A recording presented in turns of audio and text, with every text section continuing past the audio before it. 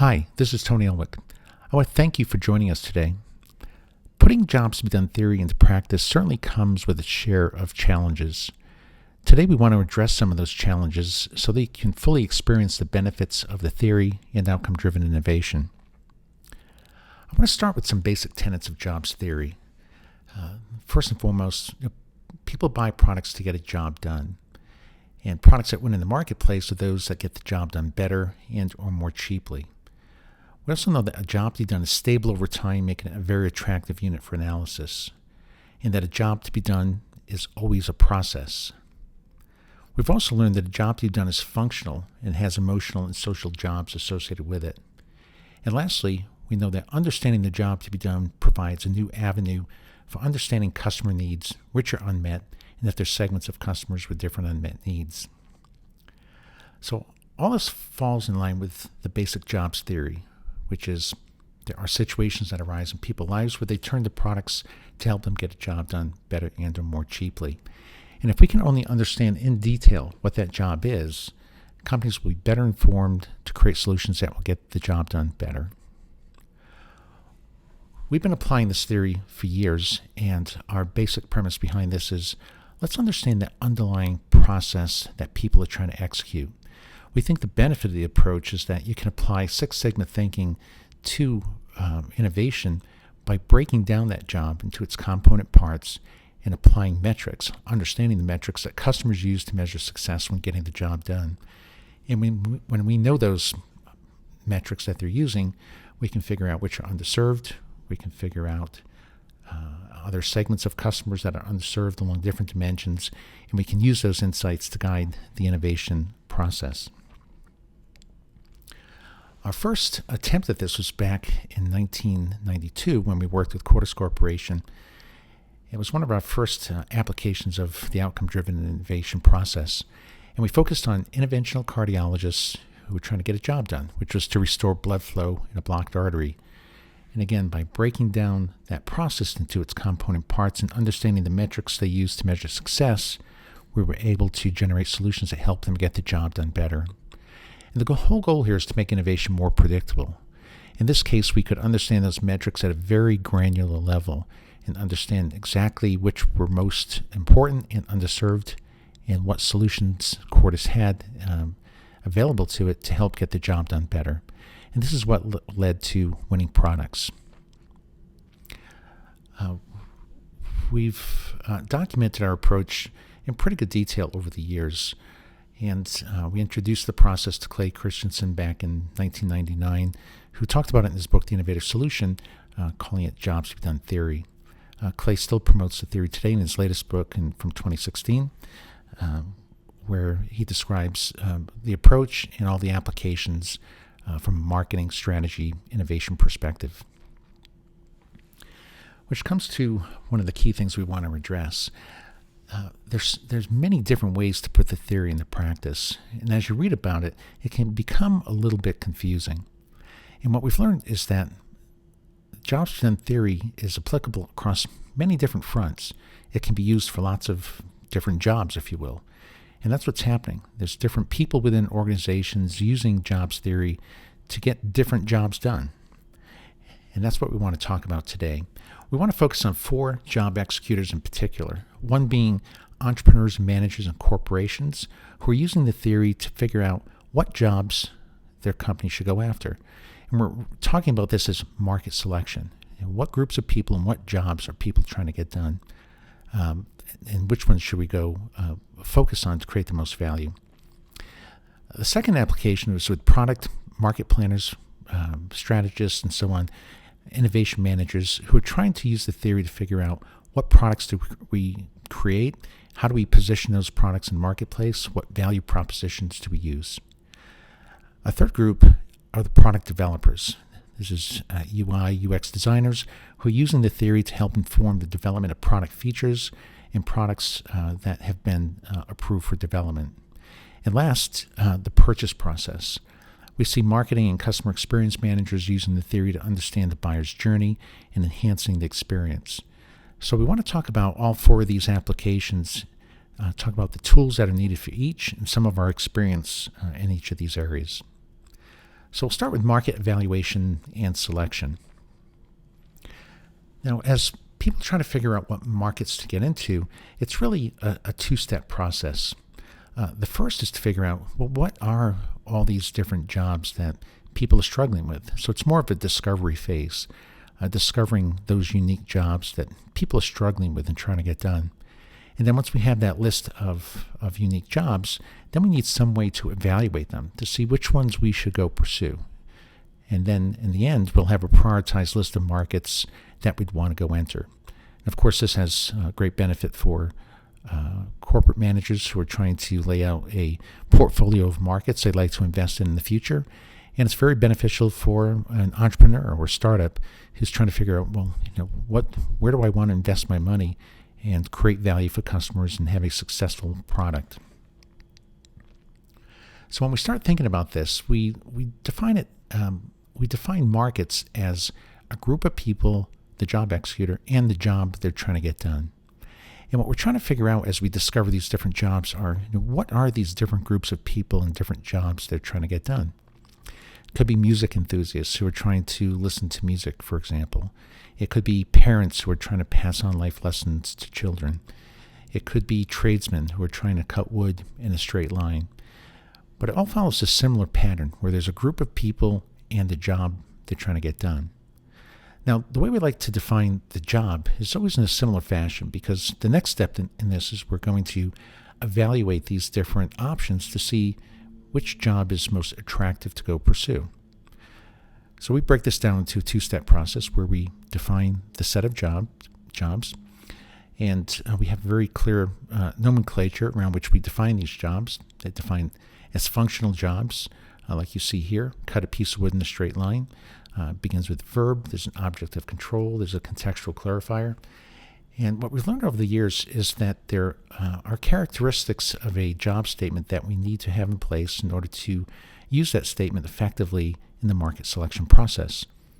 So the perfect job will describe the process that the customer is trying to execute. We mentioned here again that it's functional, not emotional. It's defining exactly what the customer's trying to accomplish. It's solution agnostic.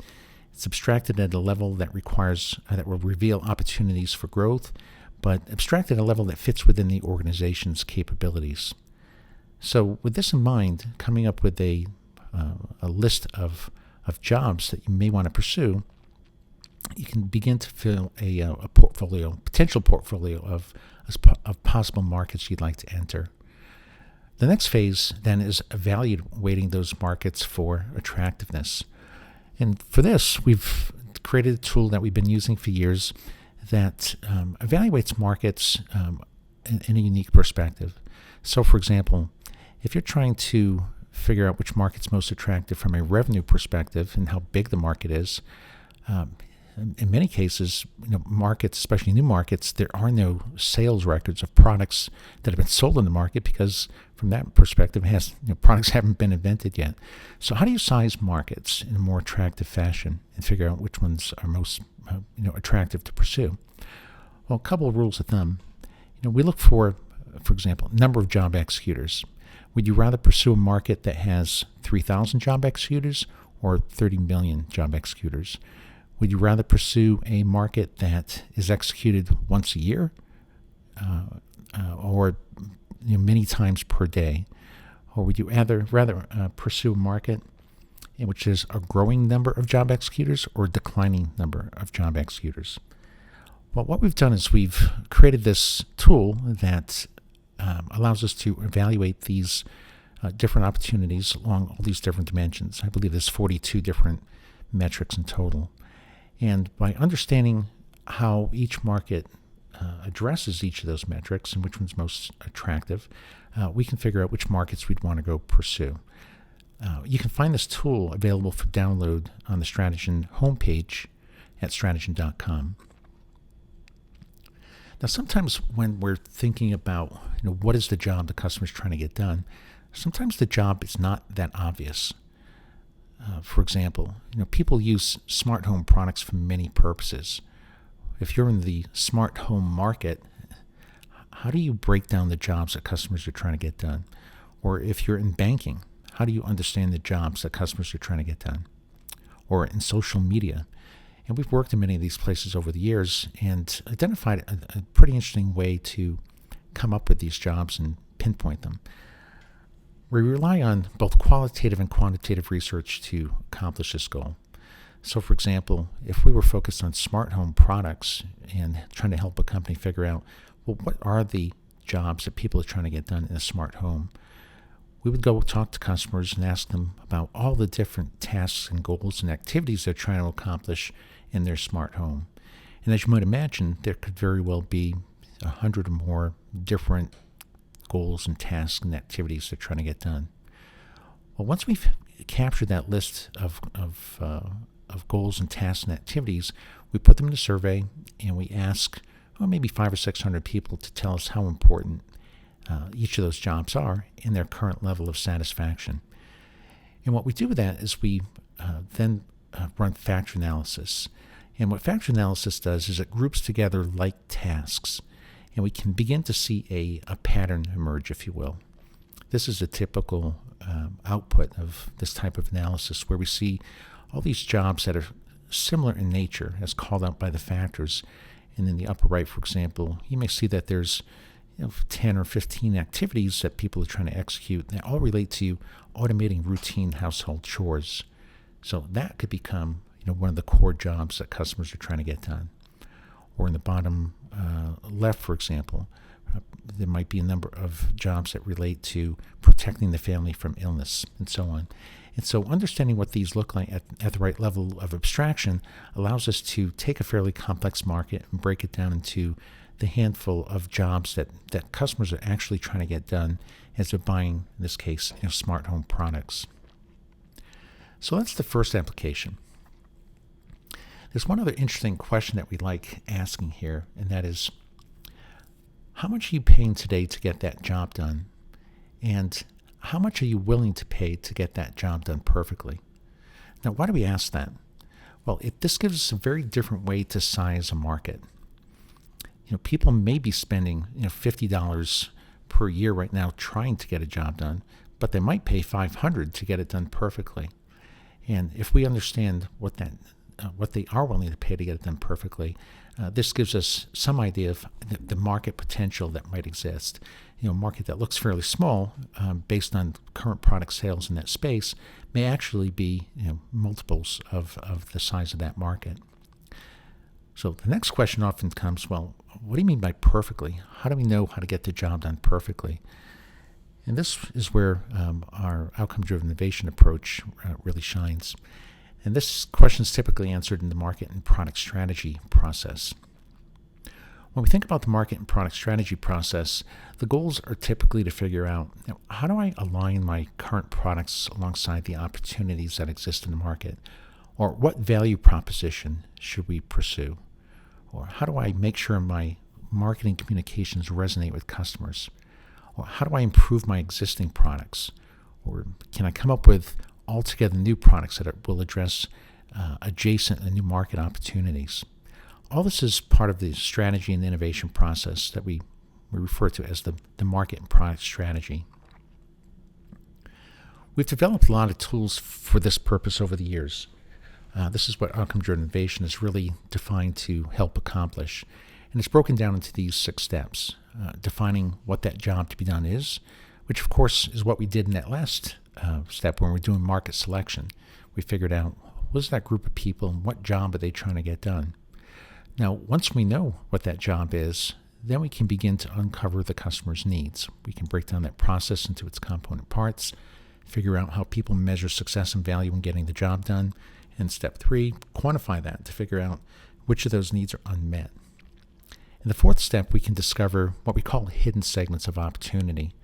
And what we mean by hidden is that if you use typical demographic, psychographic, behavioral, or attitudinal classification schemes, you won't see these segments. The best way to discover segments of customers with different unmet needs, from our perspective, is to segment around unmet needs. The 5th step in the process is then, once we know what those opportunities are, to align any existing products we have alongside those opportunities, refine a value proposition, marketing communications, and step 6, put together a product strategy that will help improve our existing products or create altogether new products. Then we have tools that we've created over the years to address each of these steps in the process. To define the job to be done, we typically lay out a job map. And this breaks down in detail exactly what the customer is trying to get done at the functional level. We have a good article written on this, published in HBR, called the Customer-Centered Innovation Map from 2008, that goes into a good amount of detail on this tool. The second tool that we've created for uncovering customer needs is the Jobs to be Done Needs Framework. This lays out all the different types of needs that exist, what those needs look like, and methods for collecting them. The third step in the process, where we quantify the degree to which each outcome is underserved, we've created survey instruments that allow us to put surveys in the field to figure out which of these needs are really important and poorly satisfied, which are unmet in the marketplace. We've also discovered outcome-based segmentation methods that allow us to factor and cluster and figure out, are there segments of customers with different unmet needs? And we plot these out on our opportunity landscape. The fifth tool that we've created is the Jobs to be Done Growth Strategy Matrix. So once we know what opportunities exist, if there's underserved segments, overserved segments, we can begin to think through the types of strategies we want to pursue, whether they're disruptive or differentiated or sustaining or so on. And the last step, we've created tools, ideation worksheets, once we know where the opportunities are that exist in the market, that help teams focus on those unmet needs and create solutions that will get the job done better. Let's talk first about the Jobs to be Done Needs Framework. This is really where I think our application shines. In most companies, there isn't agreement on what a need is or what types of needs exist. Using the Jobs to be Done Needs Framework, we know that there's a core functional job that the customer's trying to get done. This is how we define the market. And we can break that job down into its component parts and then figure out what are all the metrics people use to measure success and value when getting the job done. We define outcome statements, as you see on the bottom here, very specifically with the direction of improvement, metrics that can be measured and controlled in the design of the product, the object of control, and the contextual clarifier. We also know that as people are trying to get the core job done, that they might be trying to get other jobs done at the same time. And if we can discover what those other jobs are, we can create a platform-level solution that gets multiple jobs done, making our product more valuable. We also know that the customer has emotional jobs. So as they're trying to get that core job done, they want to be perceived a certain way by their peers or avoid being perceived in a negative way. They want to feel a certain way as a result of getting the job done.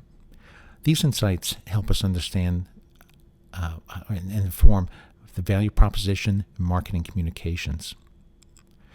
We also know that people have to buy and receive and transport and maintain and upgrade their products.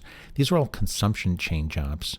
And by understanding the product life cycle, we can better understand the user experience and improve that experience so customers are satisfied throughout the product life cycle. And lastly, buyers have financial metrics that they use to measure success and value. So knowing what these metrics are helps us create value from a financial perspective as well. So these are the basics for the needs framework. Once we know what those needs are, we can then figure out which are unmet. And again, we define unmet as a need that's very important and not well satisfied. Once we know what all those unmet needs are, we can then figure out, are there segments of customers with different unmet needs? In a typical scenario, we would maybe have 100 to 150 different metrics that people use to measure success and value. There might be agreement along 100 of those metrics, but for the most part, not everybody is going to agree on what needs are important and unsatisfied. So what we look for are needs, for example, where half the population thinks the need is very important and unsatisfied, and the other half thinks it's very unimportant and very satisfied. So in a typical scenario, there might be 20 or 30 different metrics that people disagree on. And those metrics become the foundation for statistical clustering, where we place people in these segments based on how they rate these needs for importance and satisfaction. So if somebody thinks that needs 5 and 10 and 15 are really important and unsatisfied, they get placed in one segment.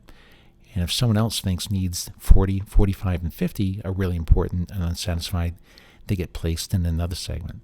And then we can begin to understand who these people are, why they're underserved along certain dimensions, and begin to tailor our strategies for very specific solutions at each segment. And this is really the benefit of the approach, where we can pinpoint with a great degree of accuracy exactly where customers are underserved. And the basic premise behind the entire ODI process is to help companies figure out what are the customer's needs, which of those needs are unmet, and are there segments of customers with different unmet needs. And once we've defined that at that level of granularity, we've got a problem definition that becomes much easier to solve. I still like using this example of the Bosch circular saw. And the reason I like using this is because circular saws have been around for a long time. And when we looked at this market, on average, there were no unmet needs. But when we segmented around the unmet needs, we found a segment that was about 25% of the market that had 14 unmet needs. And Bosch tailored the CS20 circular saw to address each one of those unmet needs. And the reason I like this is it points out the level of precision that companies need to find opportunities in the marketplace in order to win, and the level of granularity that the ODI process provides so that you can discover those opportunities and address the needs accordingly. That's one of many successes that we've had over the years. In 2010, we engaged an independent researcher to study our success rate and determined that while the average success rate is somewhere around 17%, the success rate for ODI is about 86%. And there's a great track record study that you can download from our website to read all the details behind this as well. Well, that brings us to the third application. Third application requires yet a different set of tools, and I find this to be one of the more interesting applications for product development. Now, in the product development space, we find that jobs theory is being embraced by UX and UI designers. And there's an interesting phenomenon that occurs here, and that is, and this is based on the study that you can see here from Scrum Alliance, from 2015. 52% regarded the key challenge of Scrum as a lack of clearly defined metrics to identify and measure the success of Scrum projects and delivery. Now, the way I interpret this, it takes me back years actually, to my IBM days, when we think about how back in that time frame, marketing would throw a product definition over the wall, we would say, to development, and we'd be left to our own devices to figure out how to go create that product. And this gave rise to the voice of the customer, because engineers at that time were struggling to get a good set of product requirements from the marketing team, so they set out on their own to go get the needs and the information they felt was necessary in order to create a great product. Well, I see this happening again, this time in the software space, where product managers may be struggling to pull together a product strategy like we demonstrated in the previous section, using ODI, how you identify a very specific set of needs. And if there isn't a clear set of product requirements going into the development process, then the UX and UI designers feel compelled to go out and get the information they need to help get the job done better. And they've been embarking on this process, trying to seek out that necessary information. And the way we like thinking about this is that in order for a designer to be successful, they need all this information. They need to know the needs around the core functional job and the outcomes associated with that. They need to know the outcomes associated with the consumption chain jobs on installing the product and setting it up and learning how to use it and so on. So these are all key issues that have to come into play.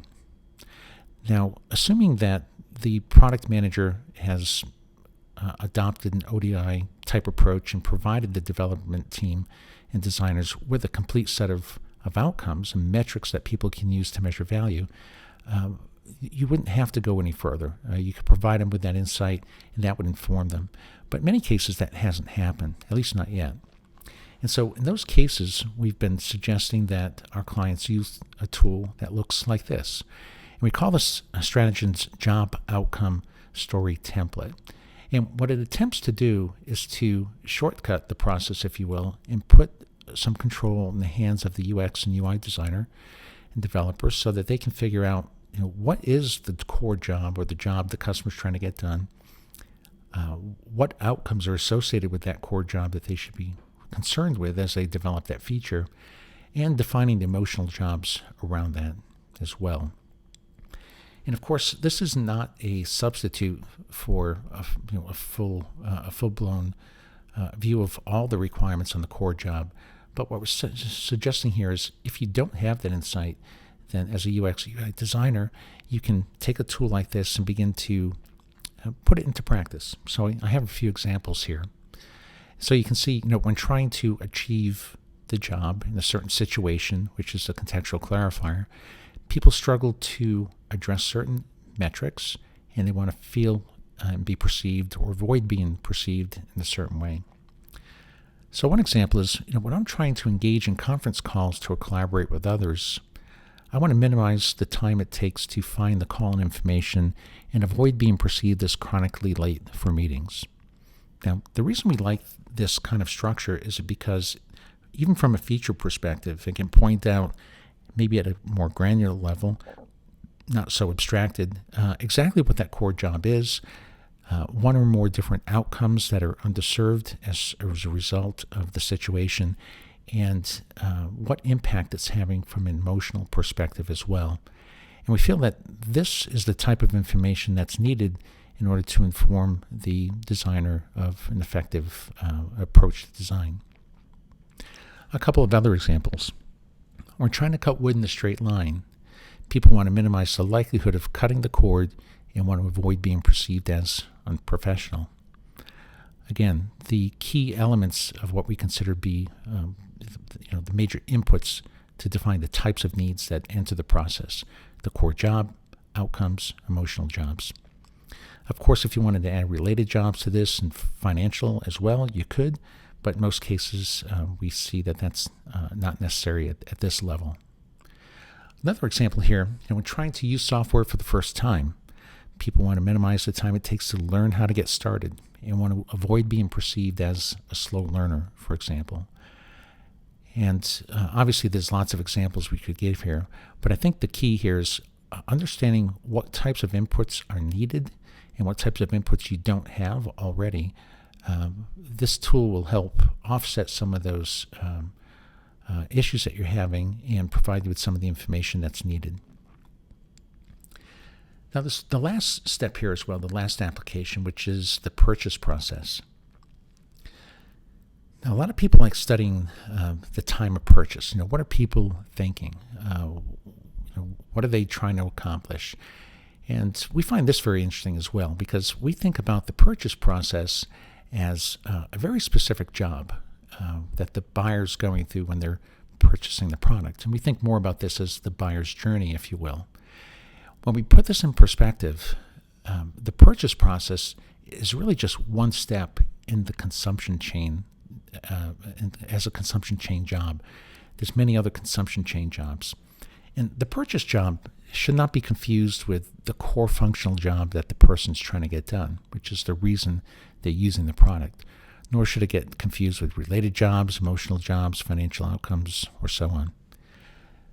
So when we study the purchase job, we can actually apply this ODI thinking to this situation and think about the job. And we can break it down into its component parts, and job map, if you will, and figure out all the steps that people are going through as they go through the purchase process.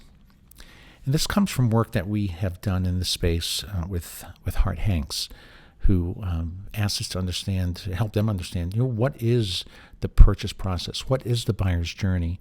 And can we define this in such a way that it applies to many situations? Retailers was the specific target here.